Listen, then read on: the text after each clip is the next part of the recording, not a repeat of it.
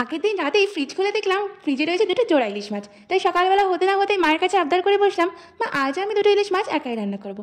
মা প্রথমে ভয় পাচ্ছিল, ভাবছিল পারবো কি পারবো না। তারপর বললো আচ্ছা ঠিক আছে, তুই রান্না কর, আমি বাকি কাজগুলো সেরে নেবো। এমন ভাবতে না ভাবতেই পাড়ার এক জেঠিমা এসে হাজির।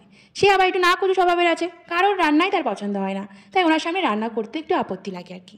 যাই হোক, এত কিছু না ভেবে রান্না তো বসিয়ে দিলাম। এই করতে করতে উনি বলে বসলেন, কিরে মনা আজ রান্নায় তুই মশলা দিবি না? আমি বললাম না জেঠিমা, আজ আমি রান্নায় কোনো মশলা ইউজ করবো না। সে তো নাকটা ভেটকে বলছে, কি ইলিশ মাছ রান্না করবি তাও নাকি আবার মশলা দিবি না, এ আবার কেমন রান্না? মনে মনে ভাবলাম আজ একে আমার এই ইলিশ মাছ না খাইয়ে বাড়ি যেতেই দেবো না। অনেকবার বাড়ি যাওয়ার চেষ্টা করেছি বিশ্বাস করো, কিন্তু আমি যেতে দিইনি এই রেসিপিটা না খাইয়ে। আর রান্নাটা খাওয়ার পর এখন সারা পাড়ায় বলে বেড়াচ্ছে এই রেসিপিটা নাকি বেস্ট ছিল। আর এই রেসিপিটা জেঠিমাকে খাওয়ানোর পর তো পাড়ায় এখন বেরোনোই মুশকিল হয়েছে, কারণ সবাই আমাকে রেসিপি জিজ্ঞাসা করছে। ঠিক আছে, এখন তো রেসিপিটা বলে নিলাম, চটপট দেখো, ভালো লাগে like comment share and subscribe করো।